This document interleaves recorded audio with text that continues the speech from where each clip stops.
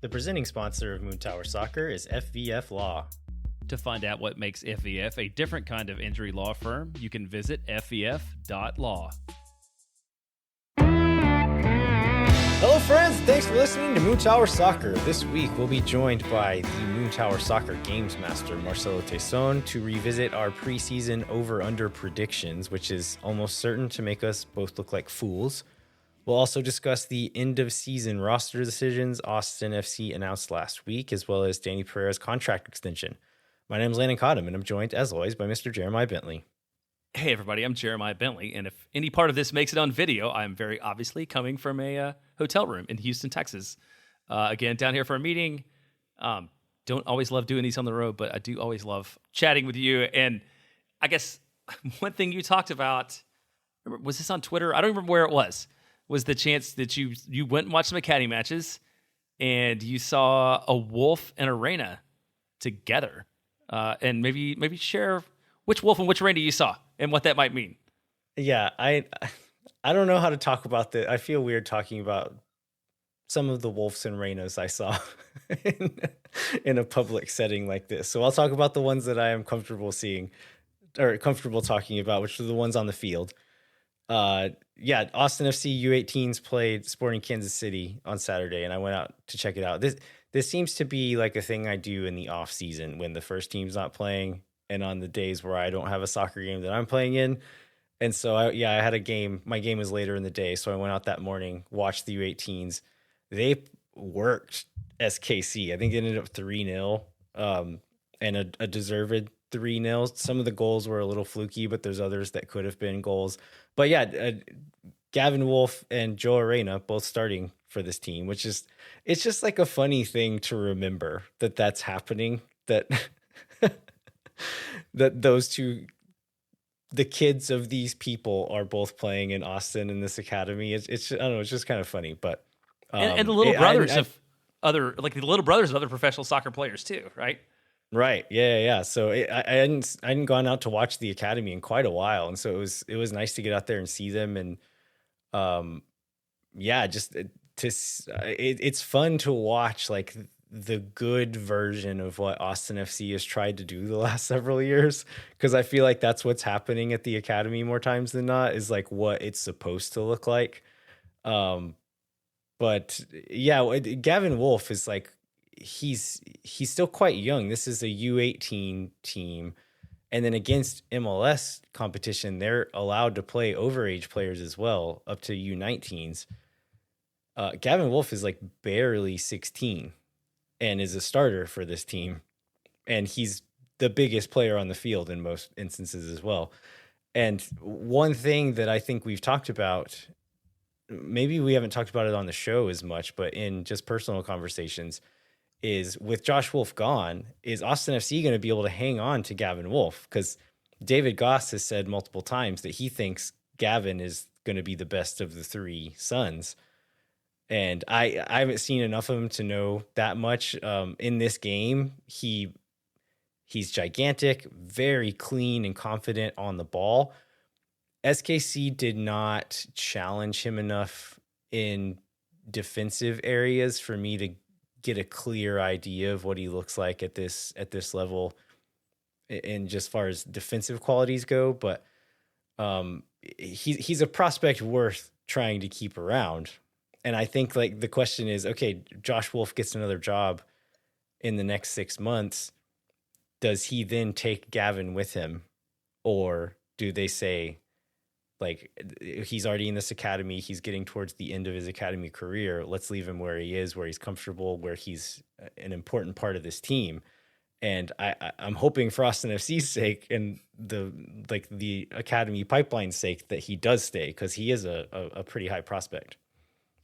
What do you think the likelihood of that is, though? Like, I feel like if he's like at his age now, it seems like he's going to move or his family moves to me. And how old was Owen when Josh Wolff got the job in Austin? He's probably about the same age that Gavin is now, right? And he was younger to Austin. Maybe was he younger? I want to say he was like 15 when they moved here. But so I was reading into, again, we talked about some CBA roster rule stuff. Shout out to Long Cow, my fellow collective bargaining agreement sicko. I was reading through MLS Next rules earlier today, and was like, is Gavin allowed to leave whenever he wants based on MLS Next rules?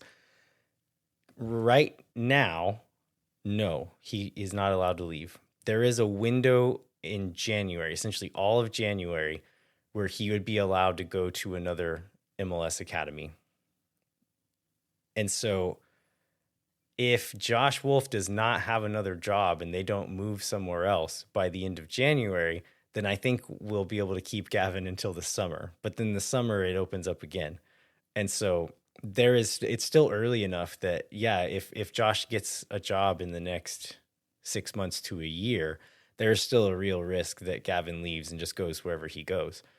And then I saw some conversation as well about like, is he good enough or like ready enough for us to give him a homegrown contract and lock him in?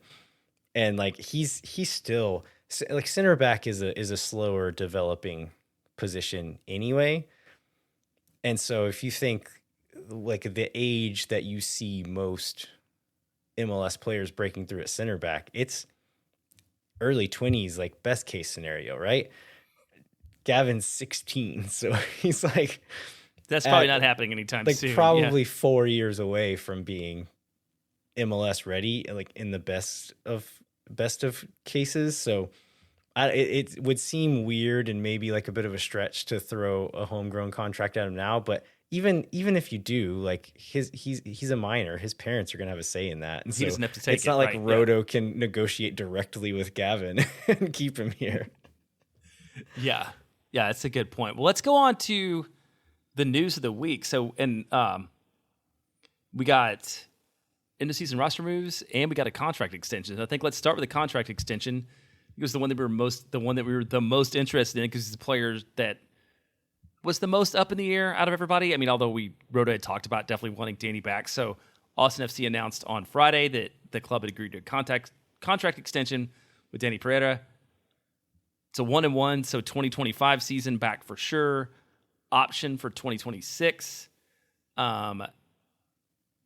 So let's talk about. Also obtained. They announced he obtained his green card. He obtained his green card, so he doesn't take the international slot anymore. Yeah, really good news there. Just senior roster spots and international roster spots are at a premium for Austin FC at the moment, and so we're losing one of those by adding Dani to the senior roster spot. But by obtaining another international roster spot, that's excellent news. Right. So he's no longer. Well, I guess maybe he's still I think Generation Adidas may stick with you forever, but they don't have the Generation Adidas contract benefits to have him. So he does take a senior roster slot. So that occupies one of those. I think the biggest, most interesting thing about this news is it is a 1-1, which seems like what do you read into that? It's not necessarily something. Austin has not signed very many of those or any of those with young players, so I think that makes it notable. Yeah, there's like depending on where a player is in their career and like where the leverage and the power lies, whether it be with the player or the club, can make the length of a contract interesting for one reason or another. I think in this scenario, Dani is probably in a situation where he doesn't want a super long contract. He'll probably back himself to be able to make a move somewhere and get some decent money. So I wouldn't be surprised if the first year of this contract was like I don't want to say super club friendly. I imagine he's getting a decent pay bump because he was underpaid for his quality this last year.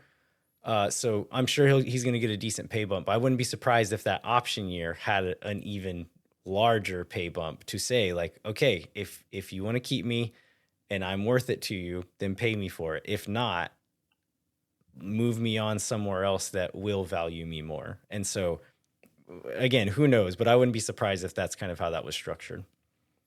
Well, and you talked in the past about the possibility that Dani's being shopped as an asset that has value. And this extension seems like one that leads itself to further that narrative that there's a move in the future at some point. That Austin also didn't lock him down, probably because of his preference. But Maybe we could expand on that some too.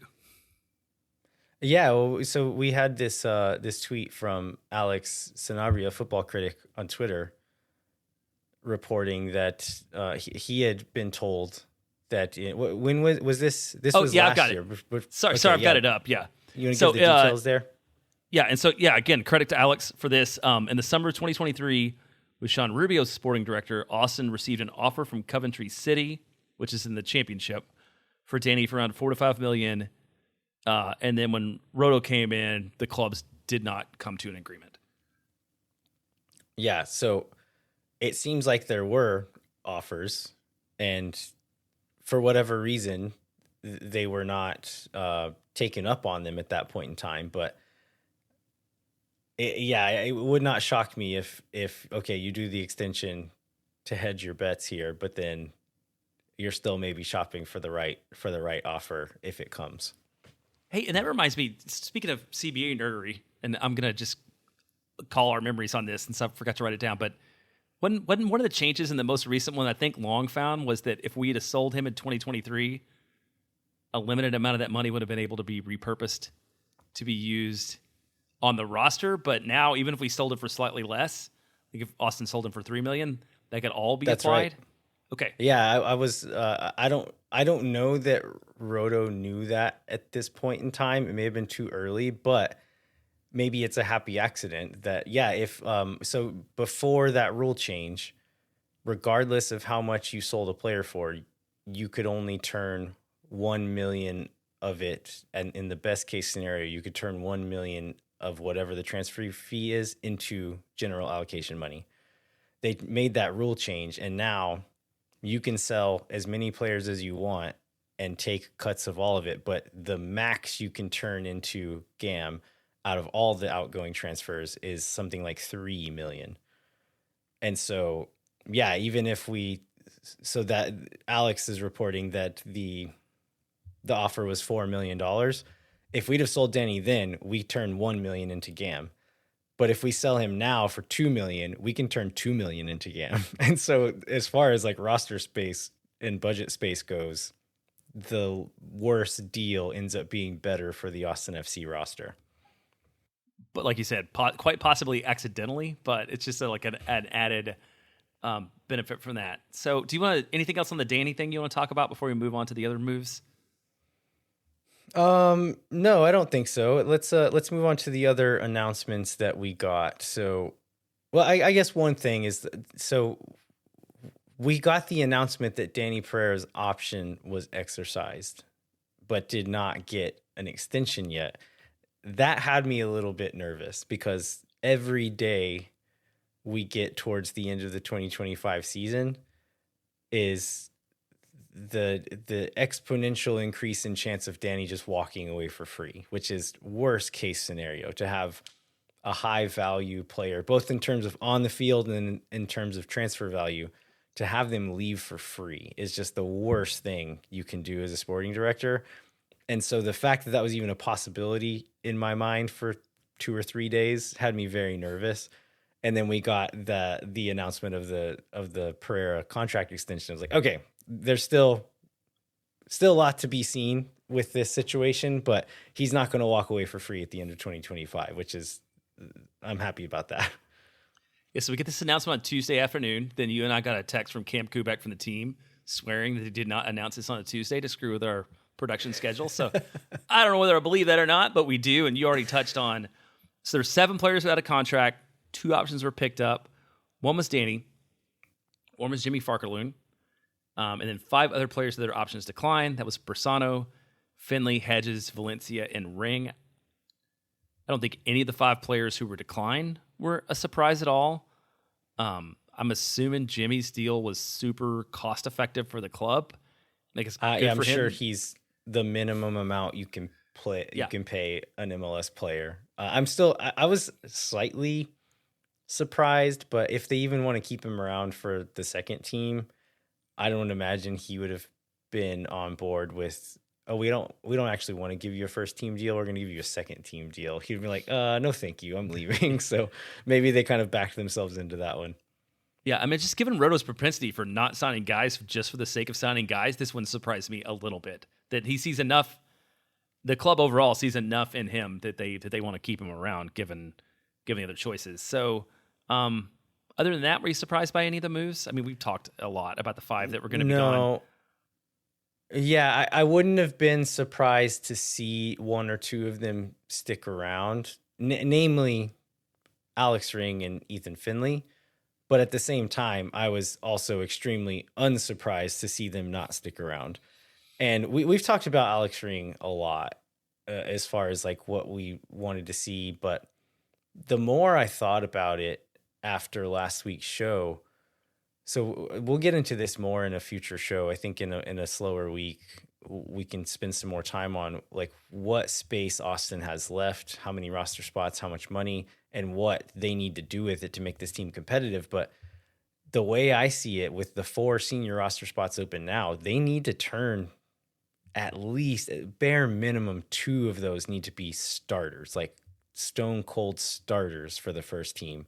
And the other 2 should be competing for starting spots at the very worst. And so if you're bringing back Alex Ring, he's not taking a supplemental spot. Like he'll know he can get more than that. He's not going to take that much of a pay cut. And so to bring back Alex Ring on what's guaranteed to be a senior roster spot, are we saying that he is one of the guys that can be a stone cold starter on a competitive MLS team? I think the answer is no at this point in his career. And so at a certain point, I was like, yeah, let's bring him back for X amount of money. But over the last week, the more I thought about it, I was like, I don't think it makes sense for any amount of money that he would be willing to take. Even like any amount that keeps him on a senior roster spot, I don't think it's worth it. Yeah, it's really hard to argue when you look at the limited flexibility the club has. So I think, like a lot of people were sad about this. I mean, I was sad about this. Like, I'm rightly so. Big fan of the guy, like, leader. Yeah. One of the originals, just a stand-up dude.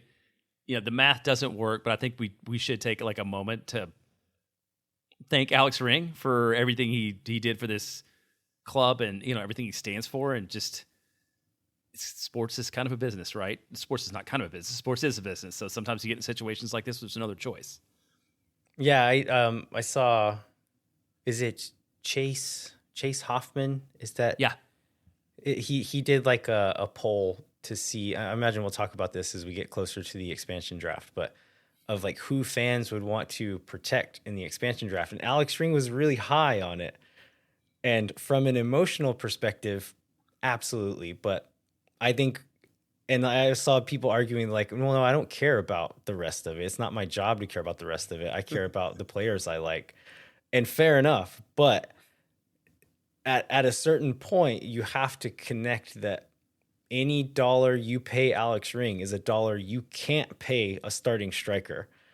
And I think when you connect those things, it makes the pill a little easier to swallow. But all that being said, like Alex Ring was, an easy guy to love. I think my favorite Alex Ring memory will be in Frisco when we won Copa Tejas. We're not allowed to receive the trophy or celebrate in the stadium due to pettiness.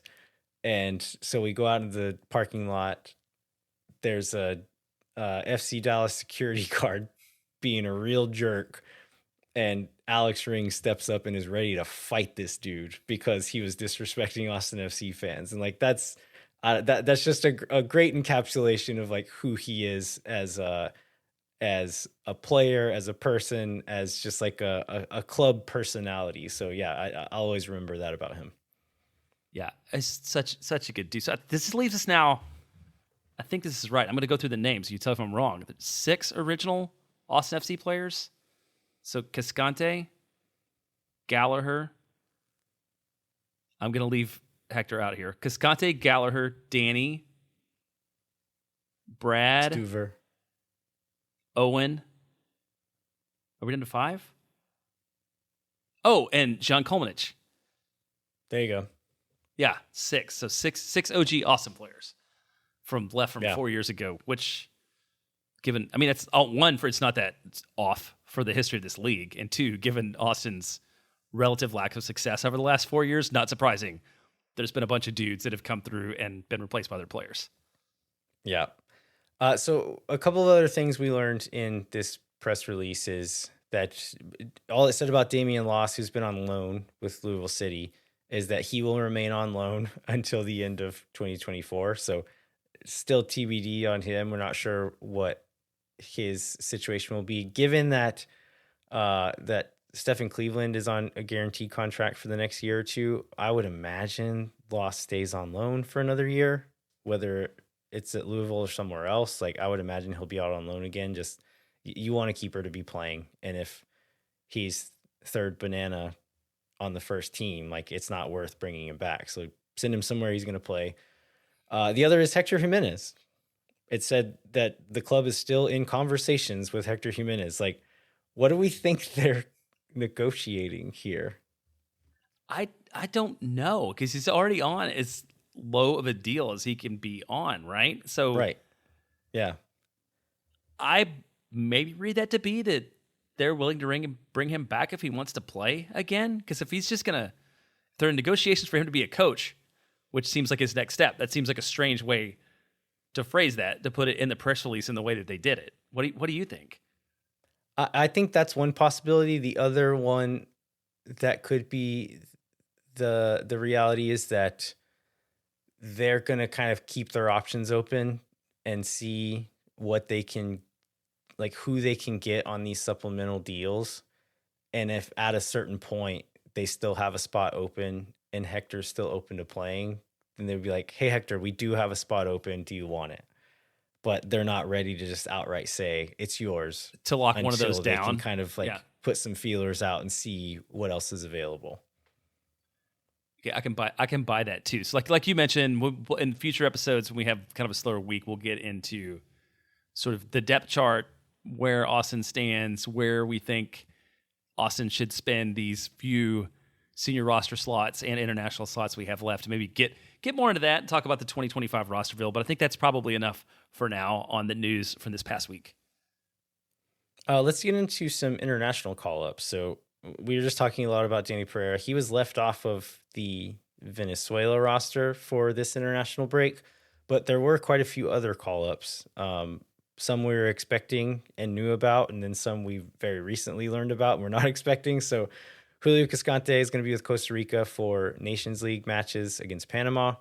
Bobosi Biarawanga with the second team will be with Uganda for AFCON qualifying. Jimmy Farkerloon got his first call-up for Liberia for AFCON qualifying. I was looking up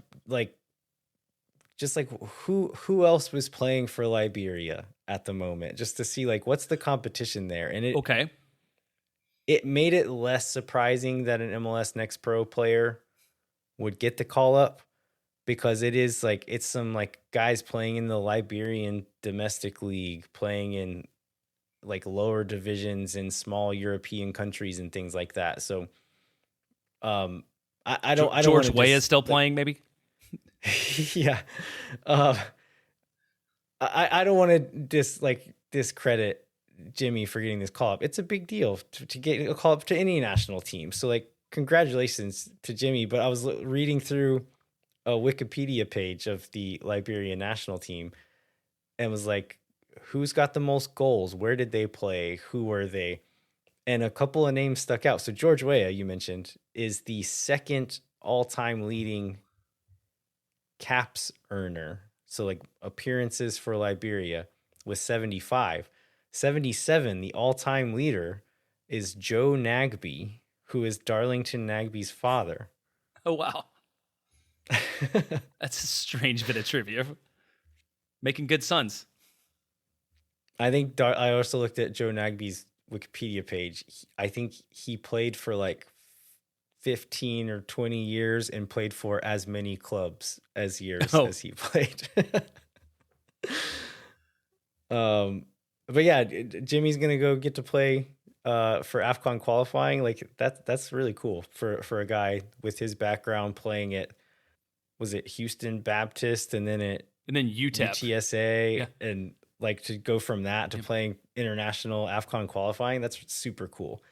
Another one we weren't expecting is Osman Bukhari. I think we got this information today that several players for Ghana had to pull out due to injury or personal reasons. And so they called in a few replacements, and Bukhari is one of these guys. So he's going to go play for, get to be at least on the roster for some AFCON qualifying matches. I checked in on Oreku Ampofo, who we had on the show when Bukhari was signed. I checked on his Twitter feed and found some videos of him talking about these changes. And he said that Ghana has pretty much already like all but been eliminated from qualifying for African Cup of Nations. So he's saying he hopes that the coach will take the opportunity to play some of these fringe guys and assess them in a match. And there's been several guys who have been called in and never gotten to play under this new coach. Bukhari was one of those. He was called into that window and didn't see the field the whole time. There's also several wingers who are the ones who are unavailable, like the guys who are playing or starting ahead of him that are unavailable. So maybe Bukhari will be one of those guys to see some of these trial minutes essentially with this new coach in games that maybe don't matter that much. Anything else on any of these points before we move on? No, I think that's player news for the week. So I'm excited about the over-under game. I think you mentioned this off the top, but I'm really fired up when we record it, and then I get there's like a sense of dread that comes whenever the times come to see how we did. And honestly, we usually end up doing better than in my head I think we're going to do. Maybe we're not quite as dumb as we give ourselves credit for. Yeah, and we'll see that the Marcelo and Long and all the people who kind of set the lines did a really good job this year. Like the lines were pretty spot on for most of them. So yeah, we're going to take a quick break and we'll come back with Marcelo Teson and we'll revisit our over under predictions from the preseason. When no one is around.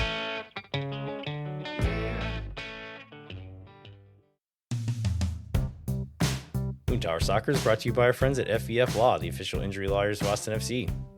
FEF is a different kind of personal injury law firm dedicated to community transparency and client education, and they have their own podcast called Summary Judgment. You can check it out wherever you get your podcasts. You can go to FEF.law to find out what makes FEF a different kind of injury law firm and why understanding your legal options can dramatically change the outcome of a case. Once again, that's FEF.law. Amplify Credit Union is a member-owned financial cooperative that served the needs of Central Texans for over 5 decades. As a credit union, Amplify has no shareholders or parent companies. That means more of your money stays in the community. Amplify has been the home of fee-free banking since 2022. Their free checking accounts come with 0 overdraft fees or minimum balances. That means Amplify's fee-free checking accounts help you get more mileage from your everyday spending. Amplify membership is open to any Texas resident. Learn to trust your bank again at Amplify Credit Union. To learn more and to register for free parking at the Amplify Esperanza branch on game day, go to www.goamplify.com/moontower-soccer. All right, we are back. So back in February, we made 20 some odd predictions, and now the chickens have come home to roost. And here to publicly humiliate us for our poor decisions is the Moon Tower Soccer Games Master, Marcelo Teson. Marcelo, great to see you, buddy. Thanks for having me again. It's the most wonderful time of year. Marcelo, before we get into it, I want to ask, how did you feel when we had a game a few weeks ago and you weren't participating in it? Was that like throw you off? I'm fine. I think okay. So I have since for family reasons have moved to Portland, Oregon. So I think it's possible I may have to kind of semi-retire as games master anyway, because I had to give up my season tickets and thus my MLS season pass. So I don't know how much I'll be able to watch anyway, as it were. But I'm here as long as I can be. Well, we're happy to have you as long as you want to be here. Thank you. So I don't know if either of you went back and listened to the preseason show. I did not. I did, and there's going to be some kind of funny little turns of fate as it goes. So I'll drop in with some thoughts from the previous recording as we go. Yeah, and if for whatever reason the interpretation of the line is different than what I thought it was. I can change anything in real time here. So Okay, I'll let you know if I hear anything that sounds weird, but I think we can get started. okay, all right. So for those of you just joining in, we set around 21 lines, different storylines, different predictions with a number, and Landon and Jeremiah had to choose over or under that number as the prediction. And we also invited Moon Tower listeners to play along using a Google form, and we had 143 participants in that, and we have a clear winner there as well. So we're very excited to announce those things. So in addition to going over how Landon and Jeremiah did, we'll also talk about the percentage of people who got different ones and like which ones were better or worse predicted in general. I'm pleased to say that I didn't write down the numbers, but I do believe that both of you beat the average at the very least. So All right. All right. So our first line is goals against from 75 minutes onward, and that includes minute 75. Last season, in the previous season, we were always getting scored on at the last part of games, and so we wanted to track that. The line was set close to where it was last time, which was we set the line at 13.5. Landon, you said under. Jeremiah, you said over, and it was under. It was way under. It was 6. We only got scored on after the minute 75 6 times. Our defensive record overall was like, I know like a lot of like the ghost stats and shots against and stuff, but actual goals allowed, we were pretty much like bang middle of the pack in MLS. Bang middle of the pack, yeah. Yeah, and so it almost has to be fewer. And shout out to Long Cow for helping me with many of these stats, including that one. Just an absolute beast with stats. And a real sicko in the best way. Yeah, all right. Next, I have outsourced Long Cow information for the show many times. Next line: start by Hedges. Any game. That includes like non-MLS games. The line was at 9.5. You both said over, and it was over. I didn't count the other games that weren't MLS because he had 10 in MLS. So he already beat it with just MLS only. The makeup of our backline I thought was a really interesting metamorphosis over time as well. So yeah, I think our thinking on that one was that kind of everyone was going to need to be a starter at some point or another, and I think that played out. That I didn't look at the rest of the starts, but quite a few people started, quite a few people sat on the bench for stretches and were unavailable, and so. But I think it worked out having enough center backs for one damn season that we could actually like have another guy there instead of playing Nick Lima and Alex Ring at center back. Yeah, the weird thing with him is, right, remember he had that run of like 2 months where he didn't start at all, and it was just like, is he going to be the guy? Remember, he was the most likely person to be shipped out, and then he just kind of popped back up and played a bunch after that. So it was definitely ebbs and flows. In the first line, the first line, 67% of our listeners got it correct, and on this one, 77% of our listeners got it correct. Another one that 77% of our listeners got correct was the next line: starts by Valencia any game. And we had the line at 16.5. Landon, you said under. Jeremiah, you said under. Now, I may have missed the any game thing because I have it at 16, but I think I only looked at, I think I may have only looked at MLS starts. And so if he started one game outside of that, then... How many non-MLS games do we have? 2? Was it just the 3 Leagues Cup games? 3. Yeah, 3 League Cup games. Yeah, because there was no CCL. Okay, I see him in Austin FC. There's no U.S. Open Cup. He didn't start in any of the Leagues Cup games. Wow. Okay, so he had 16 starts total of any game, which is just under. So you were both correct. We don't have to change anything. It was just under. Yeah, wow. What a line. Can I just say, what a line. We did good on, I think we did pretty good on, not we, you and the listeners did pretty good on most of these lines, I think. These lines, something I noticed when compiling was that the lines were really close this year, which is great. So one that was not close was Emiliano Rigoni MLS goal contributions. Oh. The line was set at a whopping 10.5. Landon, you said under. Jeremiah, you said over. And was it 1? It was 1. Nary an assist. Punto y pelota. Yeah, Wow. one goal, no assists. So go on to the next one, because there was something funny from the last recording that goes along with this next one. Number 6 is Jader Obrian, MLS goal contributions. The line is at 9.5. Landon, you said over. Jeremiah, you said under. And I counted 11. Yeah, 7 goals, right. 4 assists. Yeah, so whenever we did the Rigoni one, I said over at first. And you had already like gotten annoyed with us for picking the same thing too many times. And so you said, okay, Obrian goal contributions. And then I was like, okay, we have to kind of be realistic here. If we go optimistic with everything, we're essentially predicting like record-breaking goal-scoring run, and we're going to win MLS Cup. I was like, okay, that can't be right. And so I traded back and said, okay, I'll take the over on Obrian and then take the under on Rigoni to make it interesting. And just like out of something to make the show more interesting, I ended up getting a 2-point swing on that one. Hey, that is fun. Glad someone listened. Glad someone listened. Okay. Number 7, a sad one, I think. All stars from Austin FC, including goalie wars or any next pro appearances. I had it at 1. I had it at 1.5. Landon, you said under. Jeremiah, you said under. It was 0. We had nobody. We were not represented. It's not like baseball where they give us a consolation. You have to have somebody. Yeah, I'm not super surprised by that one.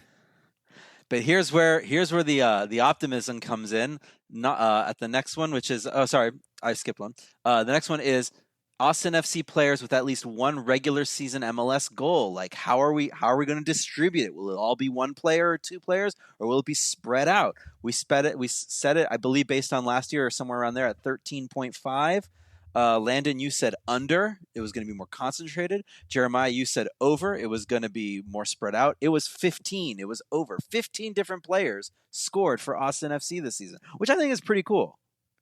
Yeah, and it's especially thinking back, because I think earlier this year we looked back at 2022 and it was fewer. In the year that we scored a ton of goals, we had fewer goal scorers. And so it was just the same people scoring every time. And so, yeah, I don't know what that means, but it's interesting. Austin had a lot of guys with 1 goal, right? That's what it means. Yeah.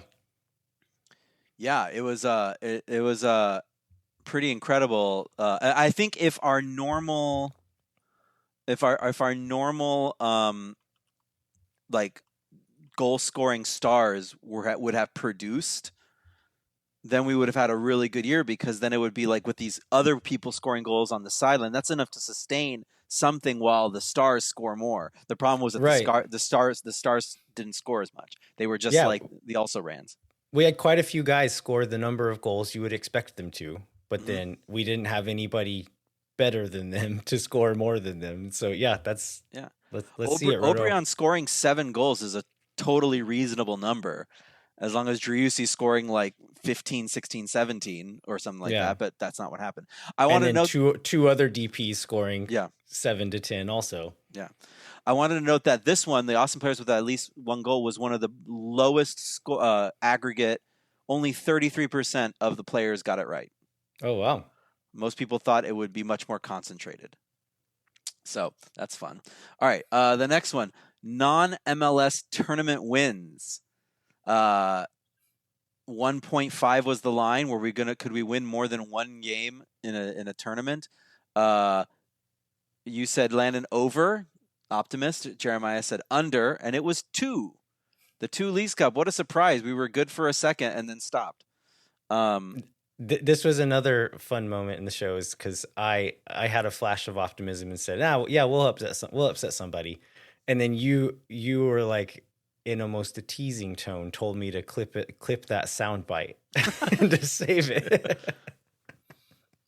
And especially considering the 2 that we got, like we didn't know at the time who Austin was going to draw, right? So the fact that these teams that we did know. Oh, did we? We did know at the time. Okay. Yeah.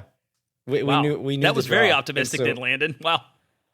We didn't know we didn't know about Open Cup yet, and that Efecito would be playing in Open Cup or who they would be playing. But we did know the Leagues Cup draw already. I want to point out real quick that so far of the 8 lines that we have shown the results of, Landon, you've hit 7. All right. And missed 1. So just a fun little thing that I just noticed right now.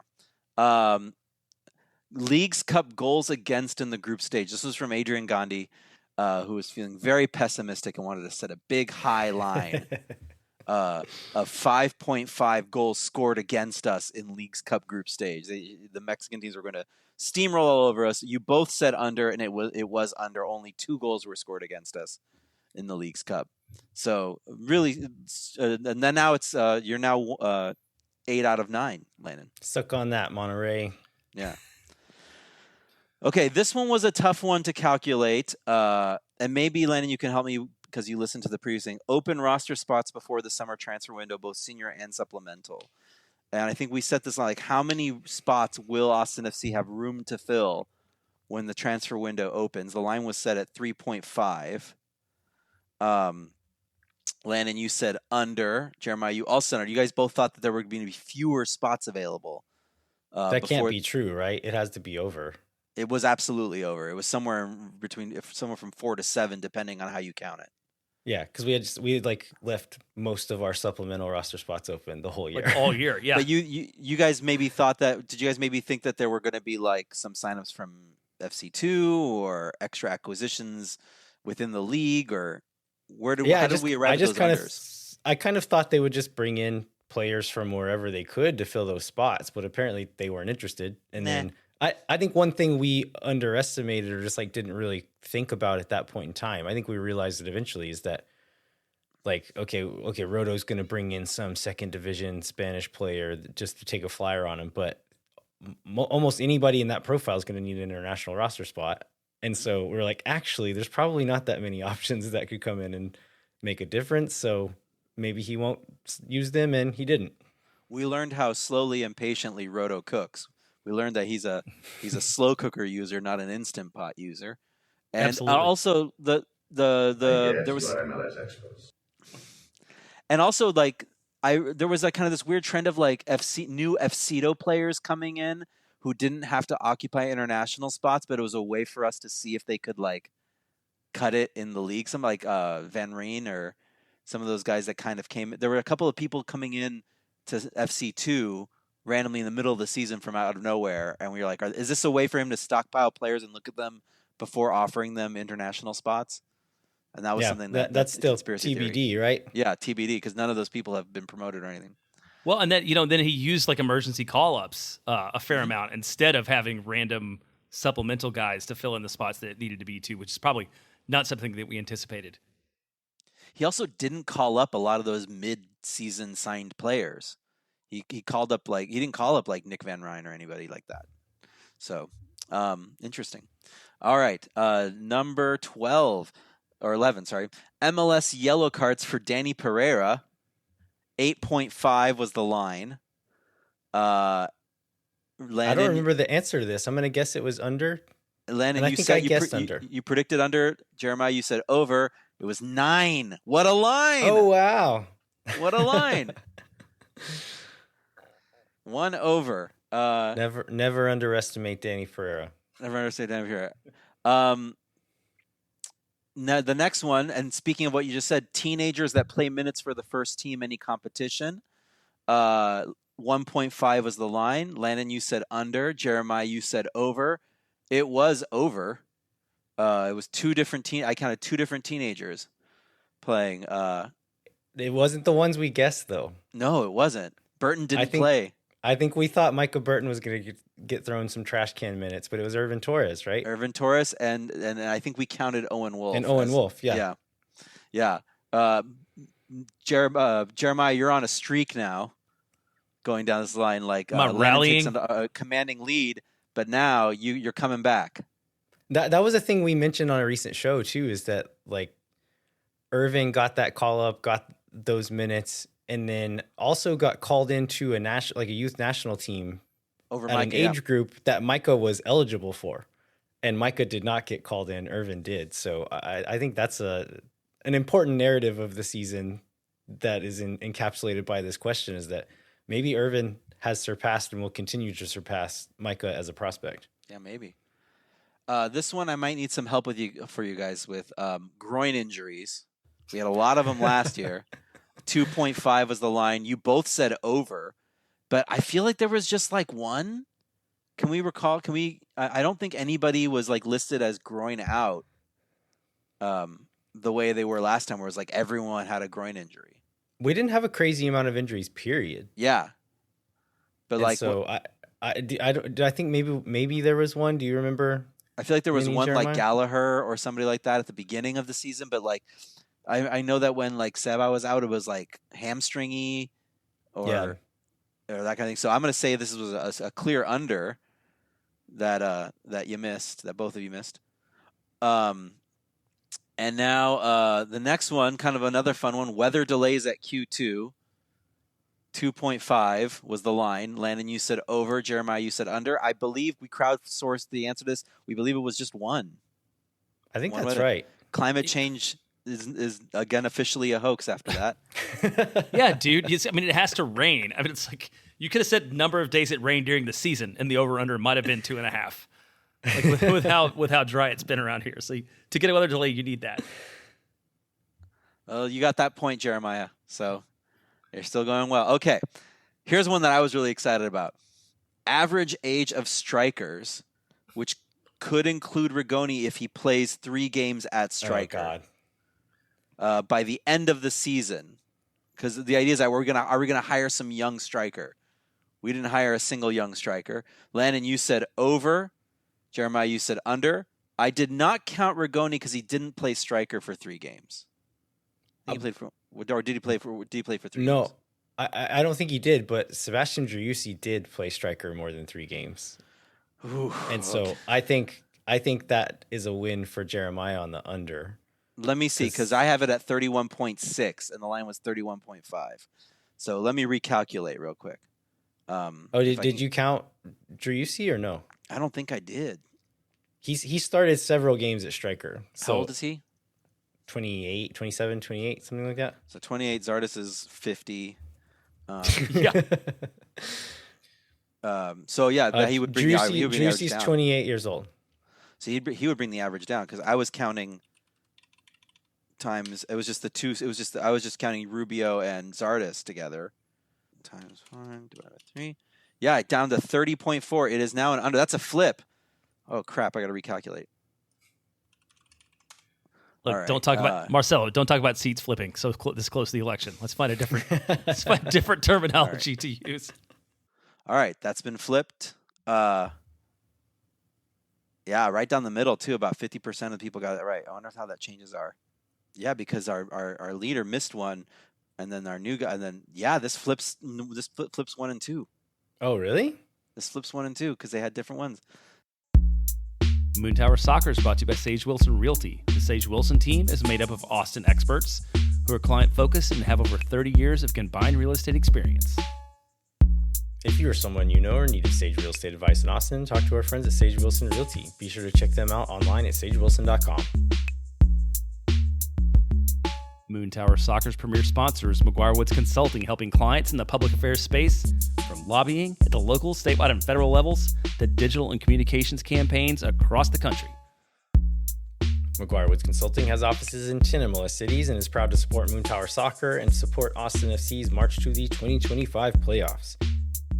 Contact our friends at McGuire Woods Consulting at mwcllc.com for more information.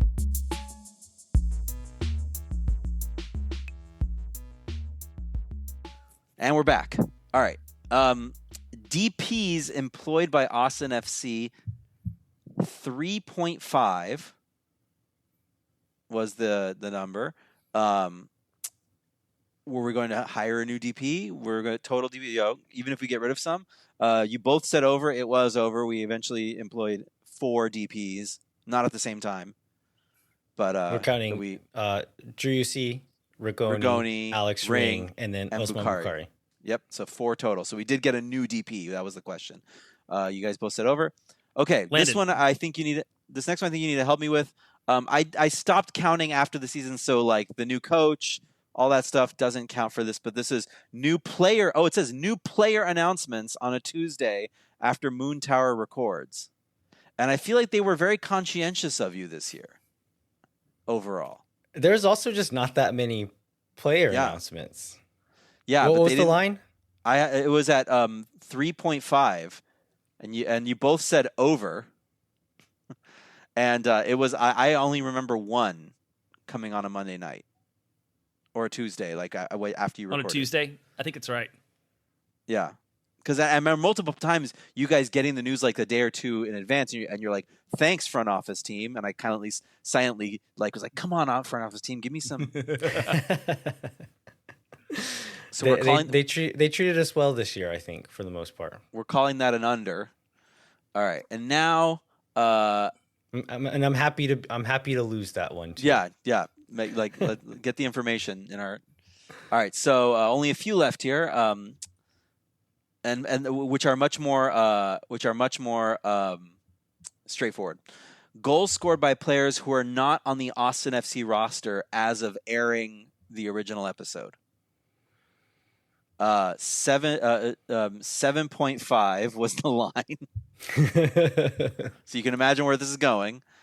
Landon, you said over. Oh boy. God. Jeremiah, you said under. I counted 1 by Bukhari. Dessler didn't score. Wait, what was the wording of it? Goals scored by players who are not on the Austin FC roster as of airing. As of airing. Okay. I think did BHI have a goal? Was he on the roster by the time that... I don't think he was. It was So the show that this was on was the week that Rubio was signed, and I think Brendan Heinzike was the only senior roster spot. He had 2 goals. 2 goals, and then 1 from Bukhari, and that's it, man. It's still under. Of the others, it would have been like, when did Jimmy didn't score anyway, so it doesn't Jimmy matter. didn't score. Dessler didn't score. Svatak didn't score. Svatak didn't score. And then we were also, one of the wrinkles was we're counting own goals. Yeah, I don't think we got it. I don't think anyone scored. Did anyone score any own goals? Not maybe, but there not weren't 3.5 of them, right? Yeah. So this is an under, for sure. We were really hoping for some reinforcements there. I guess we got them, but we're so positive. We're Pollyannas. Yeah. Summer players signed. Great line. 3.5 was the line. This is one where the math is complicated, I feel like, right? Well, Landon, you said over. Jeremiah, you said under, and I count 3. The 3 senior players, but like when did Micah get his contract? When did Jimmy Micah got it get early. His contract? Jimmy got it earlier too. They both got it before the summer. They both got it before the summer window. Okay. Yeah, sure. I know the three senior players, but yeah, if those other ones were earlier, then yeah, that's also right. The spirit of the question is like the new players, not the promotional like FC2 players. We're talking about like who's coming in, like summer players signed, like who's coming in through the transfer. That's how I read the spirit of the line. That's the spirit, but this is MLS, Marcelo. You gotta have the wording down. The wording down. There's always loopholes. We're calling it a slight under. The line, another great line. Players who make roster on both first and second team any competition. We set this at 2.5 because it was low before. But yeah, Landon, you said over. Jeremiah, you said under. It was over. We had a lot of kids make that roster. We had 4. I counted. It was just roster, not playing, right? Roster. Okay. So yeah, we had 4. So Micah, Irvin, CJ, Jimmy. Micah never made I don't think Micah made a roster. The last game that Irvin played in. Okay. I think he was on the roster. That's right. Alonso David Rodriguez. Yeah, I counted Ramirez, Fodre, Jimmy, and Irvin. So yeah, we got at least 4, if not 5. All right, another beautiful line. I'm so excited, and I hand counted this. I went through FOTMob game by game to count this. Penalty kick shootout wins for FCito. Oh, this one's going to be under. I already know it. Am I The line right? is 3.5. Okay, line's 3.5. You both said over. 4. 4 wins. It was 4? 4 wins. Slightly over. Like bajillion losses in penalty K. That was like a thing. Like a lot of PK losses. I actually saw one in person when they came to play Timbers 2 here. But 4 wins. 4 penalty kick wins. So it was just over. I just remember Roto in one of the press conferences complaining about the PK shootouts because of how many of them we lost, and so I assumed it was fewer. But we just lost. We lost a lot, but lost more. It's like twice as much. Okay. The next one and maybe Landon, this is the last one, and you may be able to help me define where the cutoff is. Head coaches employed by Austin FC. Yeah, this is one that we didn't quite define the rules clear enough. I think if we're going, so the line was 2.5 and 2.5, and we were counting Brett Utley. Yes. And like part of the reasoning was, will Brett get poached by another team and leave? Will Josh get fired? And so that was part of the game of that. I think, again, spirit of the question, I think that Davey Arnaud would not count as a head coach because he was the interim and was not brought in to do that job. He was just the guy who was already here. But do we count the hiring of Nico because it's before this episode? No, we said in the show that it was by the end of the season. Okay, so it's 2. Okay, that may change some things here on me because I think I had it as 3. I thought people were going to count that, but now that you've said that, I should have listened to the show. All right. All right. Yeah, that's fine. Okay. It is under. All right. And finally, we're just going to go through this because it's funny.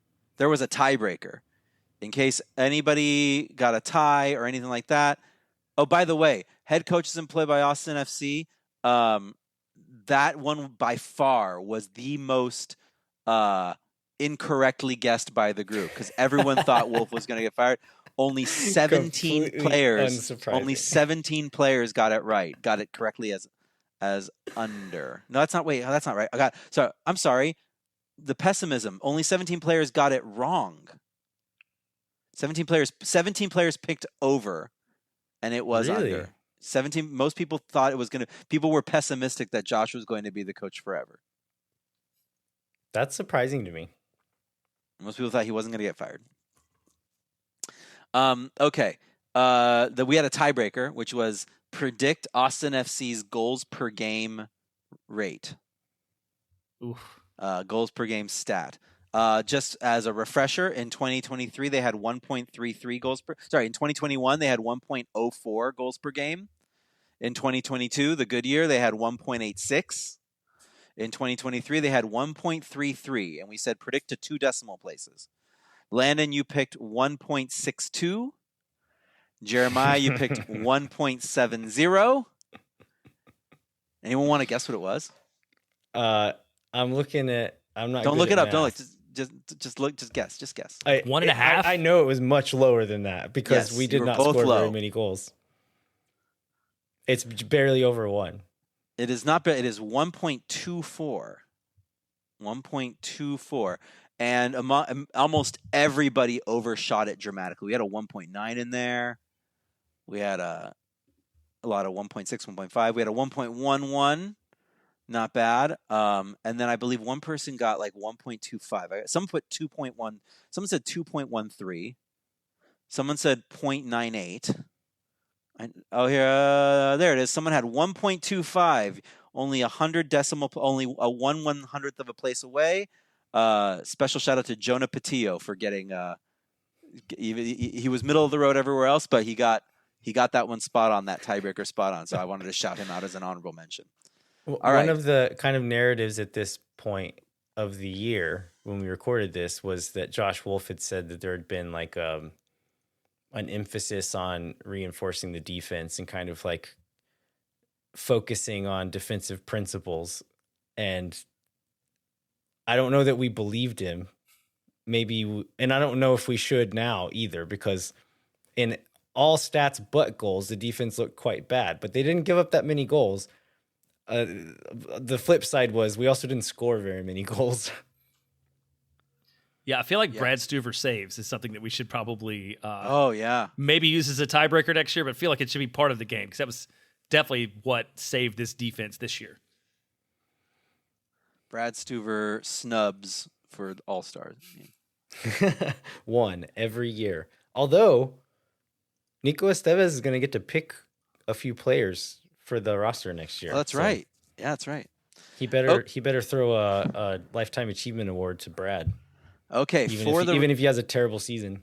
For the results, Landon, I mentioned that you were sitting pretty, going 8 of 9 halfway through the line. You then completely tanked it for the rest of the day. And Jeremiah, you were coming back. The final score, Jeremiah 13, Landon 11. Wow. I hope that same person who picked against me last year did the same and picked against me every pick this year.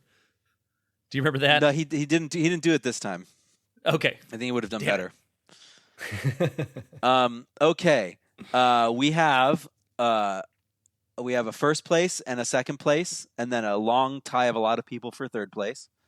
The top score with 18 correct is Nathaniel Mahoney. Nathaniel M. All right. Congratulations, Nathaniel.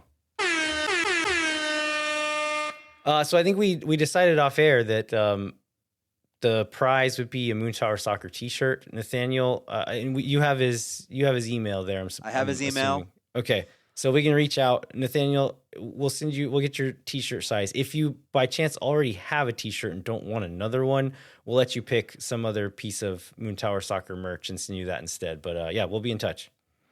I also want to shout out our second place person who stood alone. Nathaniel had 18 correct. Our second place had 17 correct, and no one else did that either, and that was Blaine. Just Blaine. I have the email address, but just Blaine. So congratulations, Blaine. You guys fought it out, and that switch that we had in the middle of our thing flip-flopped those two. So every answer counts, gentlemen. Every answer counts, folks. Marcelo, I know you had a lot of folks help you with this. You already mentioned Long. Is there anybody else you need to give shout outs to or thanks to here? Or is it more of a just the general crowd mind of Austin FC fans? I definitely want to thank the crowd mind of Austin FC fans. We had a lot of great suggestions from different people, including Phil West, Andrea Gandhi, a number of other folks who just put stuff out in the Slack chat. But Long Cow really helped me with some of the finer statistical points, and helped me set some lines. And these lines were beautiful, so that's mostly his fault.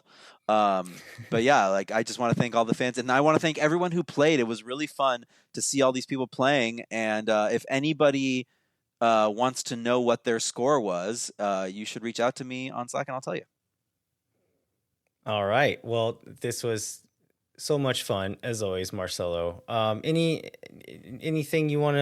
else you want to say to the people while you have their ears? No. keep watching, keep listening to Moon Tower Soccer and enjoying fun soccer times, because soccer is a universal good, even when you don't win. Beautiful. I love it. All right. Well, Marcelo, we really appreciate it. All the work that you and everyone else who helped you out with this. It's one of the most fun parts of the year, both picking the things and then hearing how bad we did at the things. So yeah, we really appreciate it. Thanks for having me. It's always a good time. All right. Well, we'll talk to you soon, buddy. All right. So long, guys. Bye. All right. We want to thank Marcelo Teson one more time for putting together this game. I know it's a ton of work. Greatly appreciate it. And greatly appreciate the fact that we don't have to do all of that work. If you want to continue the conversation, come find us on the internet. You know where we are.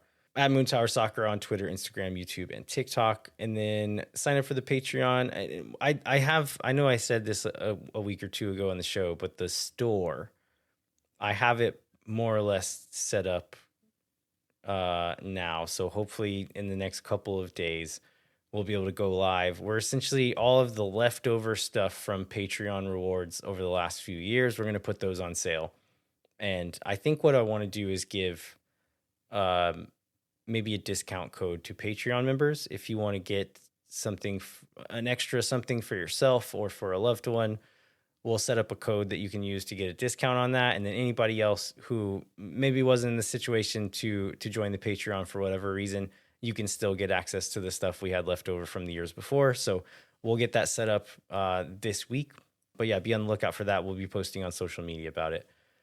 Thanks so much for listening. We'll be back next week with more coverage of whatever happens. We don't know what that's going to be yet, but we'll also maybe get into some off-season roster mechanisms and what Austin FC needs to do with their cap space. But until then, I'm Landon Cottom. I'm Jeremiah Bentley. We'll catch you next time. When no one is around.